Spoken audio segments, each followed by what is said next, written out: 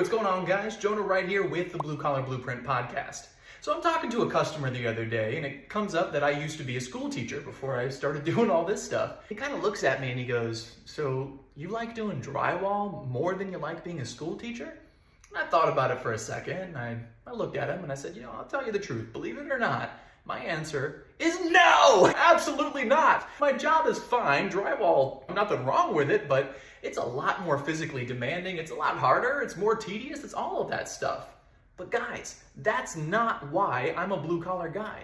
You see, I do drywall because of the results that I get from doing drywall out in the marketplace. To be perfectly clear with you, I don't care about what I do on a day-to-day basis. I care about the big picture. I care about providing for my family. I care about providing value in the marketplace and moving towards financial freedom. Those are the things that I care about. I use my work as a tool that I use to build the kind of life that I want to live. And I would encourage you to do the same.